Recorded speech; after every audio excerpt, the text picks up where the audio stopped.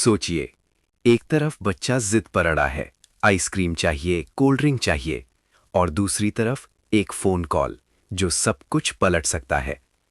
जिस पल घर में हंसी मजाक चल रहा है, उसी पल बाहर सच्चाई दरवाजा खटखटा रही है। क्या मन्नत की लापरवाही अब सबको मुश्किल में डाल देगी? और अगर यूवी को फिर से कुछ हो गया, तो क्या मन्नत मुंबई जा पाएगी? आज की कहानी में हर जिद, हर कॉल और हर चुप्पी के पीछे छुपा है एक बड़ा खतरा। आप पालक खिचड़ी खाओगे या दाल खिचड़ी?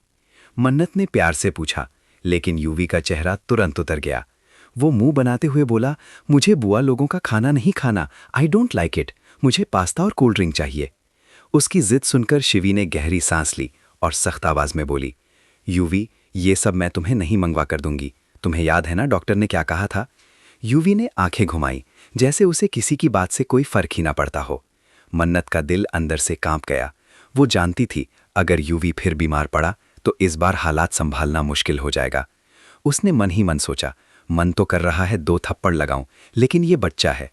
फिर भी डर साफ झलक रहा था, क्योंकि अगर यूवी दोबारा बीमार हुआ तो मन्नत का मुंबई जाना नामुमकिन हो जाएगा, और इस वक्त मन्नत बिना किसी रिस्क के जी ही नहीं सकती थी। यूवी ने मासूम सा चेहरा बनाकर कहा, थोड़ा सा, मतलब थोड़ा सा ही खाऊंगा, आई स्वेयर। लेकिन मन्नत ने साफ साफ मना कर दिया, नहीं मतलब नहीं, मैंने कह दिया ना, नहीं मंगवाऊंगी। इसी बीच मन्नत का फोन बार बार बजने लगा। स्क्रीन पर नाम देखकर वो चौंक गई, अक्षय। ये अक्षय बार बार कॉल क्यों कर रहा है? उसने परेशान होकर फोन उठाया। उधर से घबराई हुई आवाज आई, दीदी, मैं पागल नहीं हूं जो बार बार फोन कर रहा हूं। मल्लिका राय सिंह यहां आई थी। मन्नत के पैरों तले जमीन खिसक गई। क्या? अक्षय ने धीरे लेकिन डरते हुए कहा, वो आपके बारे में बहुत पूछ रही थी दीदी, मुझे लग रहा है हम पकड़े जाने वाले हैं। मन्नत का दिमाग सुन्न पड़ गया। अक्षय की अगली बात और भी खतरनाक थी। और दीदी, आप इतनी केयरलेस कैसे हो सकती हो? आपकी बस की टिकट उसके हाथ कैसे लगी? उधर यूवी की आवाज़ फिर गूंजी, गोला, मैंगो, वनीला, मुझे आइसक्रीम चाहिए। उसकी जिद अब चीख में बदल रही थी।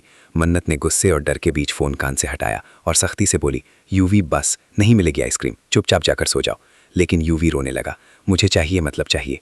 घर के अंदर एक बच्चे की जिद थी और बाहर एक सच्चाई जो मन्नत की पूरी दुनिया हिला सकती थी। अब सवाल ये था, पहले यूवी संभलेगा या मन्नत की जिंदगी का सबसे बड़ा राज खुलेगा? मन्नत का हाथ फोन पकड़े पकड़े कांप रहा था। अक्षय की बात सुनते ही उसके दिमाग में बस एक ही नाम गूंज रहा था, मल्लिका राय सिंह। वो नाम जिसे सुनते ही उसकी सांसें भारी हो जाती थीं। मन्नत ने खुद को संभालते हुए धीमी आवाज में कहा, अक्षय, साफ साफ बताओ, वो कब आई थी और क्या क्या पूछा? अक्षय ने घबराते हुए कहा, दीदी, वो अचानक आई थी। पहले तो ऐसे बात कर रही थी जैसे बस यूं ही पूछ रही हो, लेकिन फिर उसने आपका नाम लिया, आपके मुंबई जाने के बारे में, और फिर बस टिकट। मन्नत की आंखें भर आईं। उसे समझ में आ गया कि मल्लिका को शक हो चुका है। वो मन ही मन बोली, मैंने सोचा था सब कुछ कंट्रोल में है, लेकिन ये औरत इतनी जल्दी पहुंच जाएगी, इसका अंदाजा नहीं था। इधर यूवी का रोना और तेज हो गया। वो फर्श पर बैठकर पैर पटकने लगा, मुझे आइसक्रीम चाहिए, अभी चाहिए। शिवी उसे समझाने की कोशिश कर रही थी, लेकिन यूवी किसी की सुनने को तैयार नहीं था। मन्नत का दिल टूट रहा था, लेकिन इस वक्त वो कमजोर नहीं पड़ सकती थी। उसने सख्त होकर कहा, यूवी, अगर तुम नहीं माने तो मुझे गुस्सा आ जाएगा। यूवी ने आंसू भरी आंखों से उसकी तरफ देखा, जैसे कह रहा हो, तुम भी मेरी नहीं हो। ये नज़ारा मन्नत के दिल में चाकू की तरह चुभ गया। फोन पर अक्षय की आवाज़ फिर आई, दीदी, मुझे डर लग रहा है, वो बार बार यही कह रही थी कि सच ज़्यादा देर छुप नहीं पाता। मन्नत ने दांत भींच लिए, अक्षय, ध्यान से सुनो, अभी तुम किसी को कुछ मत बताना। और टिकट, वो टिकट तुम्हारे पास नहीं है ना? अक्षय कुछ पल चुप रहा। उसकी चुप्पी ही मन्नत के लिए सबसे बड़ा जवाब थी। अक्षय, मन्नत लगभग चिल्ला पड़ी, दीदी, वो टिकट मल्लिका के हाथ में है। ये सुनते ही मन्नत की दुनिया जैसे थम गई। वो टिकट सिर्फ कागज़ का टुकड़ा नहीं था, वो उसकी पूरी सच्चाई की चाबी थी। इधर यूवी की जिद अब गुस्से में बदल चुकी थी। उसने तकिए फेंक दिए, चीज़ें गिराने लगा। शिवी ने परेशान होकर कहा, मन्नत, इसे संभालो, ये फिर से बीमार पड़ जाएगा। मन्नत ने फ़ोन काटा और तेज़ी से यूवी के पास आई। उसने यूवी को ज़ोर से सीने से लगाया, बस बस, शांत हो जाओ, तुम्हें कुछ नहीं होगा। लेकिन उसके अपने हाथ कांप रहे थे। वो जानती थी, अगर यूवी को कुछ हुआ तो वो खुद को कभी माफ़ नहीं कर पाएगी। उसी पल दरवाजे की घंटी बजी, डिंग डोंग। मन्नत और शिवी एक दूसरे का चेहरा देखने लगी। इस वक्त कौन हो सकता है? यूवी चुप हो गया, जैसे उसे भी आने वाले तूफान का अंदाजा हो। मन्नत ने धीरे धीरे दरवाजे की तरफ कदम बढ़ाए। उसके दिल की धड़कन इतनी तेज थी कि उसे लग रहा था बाहर वाला इंसान भी सुन लेगा। दरवाज़ा खुलते ही जो चेहरा सामने आया, मन्नत की सांस अटक गई। मल्लिका राय सिंह को सामने खड़ा देखकर मन्नत कुछ पल के लिए बिल्कुल पत्थर बन गई। उसकी ठंडी मुस्कान और आंखों की चालाक चमक बता रही थी कि वो सिर्फ मिलने नहीं आई है, वो किसी जवाब की तलाश में आई थी। मन्नत ने खुद को संभालते हुए नकली मुस्कान ओढ़ ली और बोली, आप यहां अचानक? मल्लिका ने चारों तरफ नजर घुमाई, जैसे हर कोना पड़ रही हो, फिर हल्की हंसी के साथ बोली, अचानक नहीं मन्नत, मैं तो काफी देर से तुम्हें ढूंढ रही थी। ये सुनते ही मन्नत का दिल जोर से धड़का। उसे लगा जैसे मल्लिका उसकी आंखों के पीछे छुपे हर डर को पढ़ रही हो। मल्लिका ने धीरे धीरे अपने बैग से एक कागज निकाला, वही बस टिकट। ये तुम्हारी तो नहीं? उसने सवाल नहीं किया, बल्कि तीर चलाया। मन्नत की उंगलियां ठंडी पड़ गईं, लेकिन उसने हार नहीं मानी। कई लोगों की बस टिकट होती है मल्लिका, इससे क्या साबित होता है? मल्लिका की मुस्कान और गहरी हो गई। साबित? अरे मन्नत, मैं साबित करने नहीं आई हूं, मैं तो सच सुनने आई हूं। इधर यूवी एक कोने में चुपचाप बैठा सब देख रहा था। उसकी मासूम आंखों में डर साफ झलक रहा था। शिवी बार बार मन्नत को इशारों में समझाने की कोशिश कर रही थी कि बात बढ़ाओ मत, लेकिन मल्लिका रुकने वाली नहीं थी। वो आगे बढ़ी और धीमी आवाज में बोली, तुम्हें पता है मन्नत, झूठ की उम्र ज्यादा नहीं होती, खासकर तब जब उसमें बच्चे की सेहत जुड़ी हो।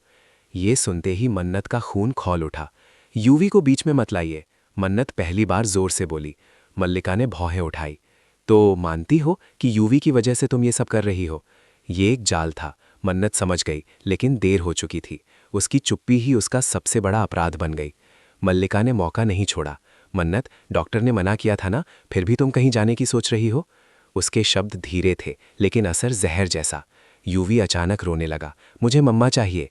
उसकी आवाज़ सुनते ही मन्नत की आंखें भर आईं। उसने यूवी को गोद में उठा लिया। मैं कहीं नहीं जा रही, मैं यहीं हूँ। लेकिन मल्लिका सब समझ चुकी थी। उसने ठंडी आवाज़ में कहा, ये बच्चे की हालत देखकर भी तुम अपनी जिद छोड़ने को तैयार नहीं हो, है ना? मन्नत अब टूटने लगी थी। वो जानती थी, अगर उसने सच कबूल किया तो सब खत्म, और अगर झूठ बोला तो यूवी खतरे में। दोनों रास्ते दर्द से भरे थे। शिवी ने बीच में आकर बात संभालने की कोशिश की। मल्लिका जी, आप गलत समझ रही हैं। लेकिन मल्लिका ने हाथ उठाकर उसे चुप करा दिया।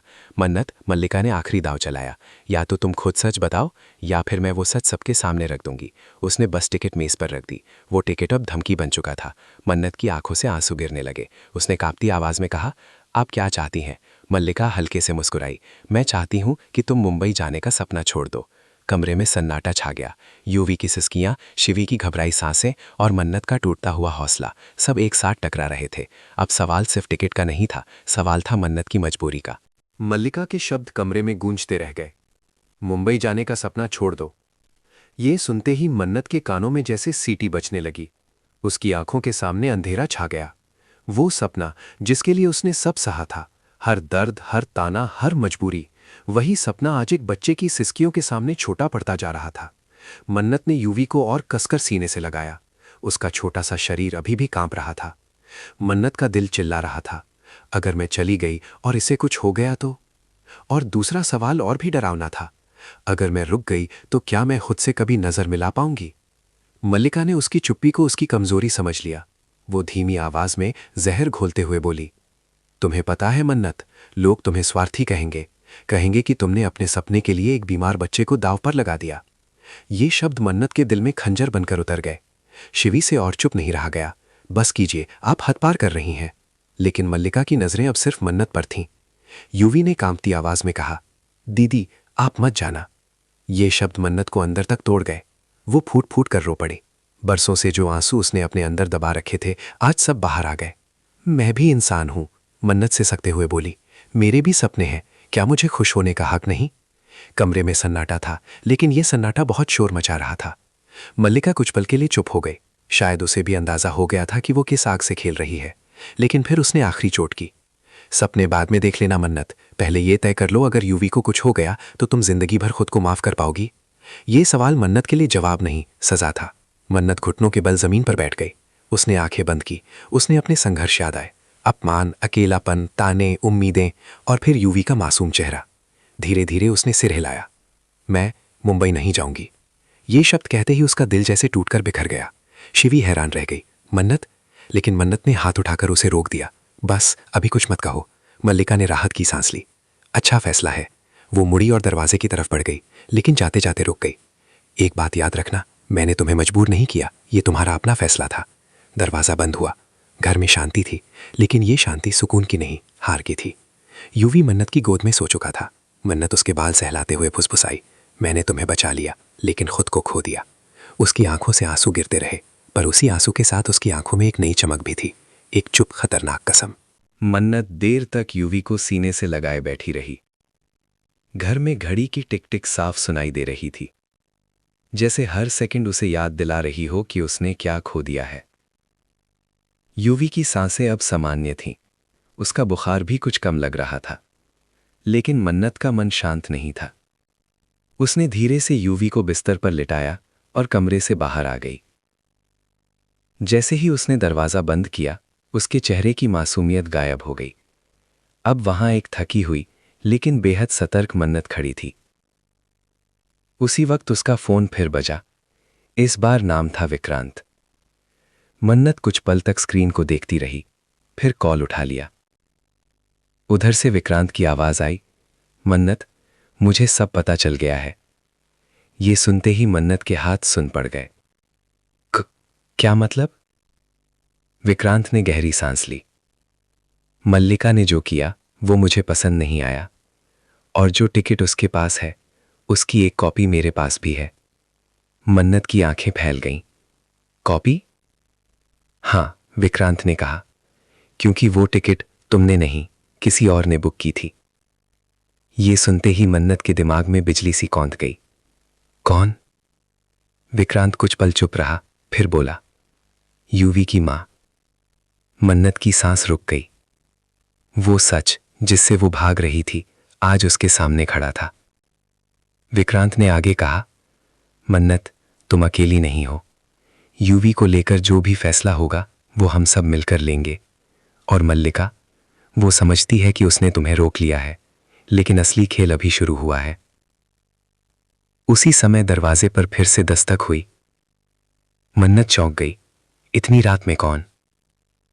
वो धीरे धीरे दरवाजे तक पहुंची। दरवाजा खोला तो सामने खड़ी थी यूवी की मां। आंखों में अपराध बोध, हाथों में वही फाइल। मन्नत, मुझे माफ कर दो। ये शब्द सुनते ही मन्नत की आंखों से फिर आंसू बहने लगे। यूवी की मां ने कांपती आवाज में कहा, मैंने ही टिकट बुक की थी। मुझे लगा था तुम चली जाओगी तो यूवी की जिम्मेदारी मुझ पर आ जाएगी, लेकिन मैं डर गई थी। मन्नत ने उसकी तरफ देखा। आज पहली बार उसे एहसास हुआ कि इस कहानी में कोई पूरी तरह गलत नहीं था, बस सब डरे हुए थे। तभी फोन पर विक्रांत की आवाज फिर आई, मन्नत, फैसला बदल सकता है। मन्नत ने गहरी सांस ली।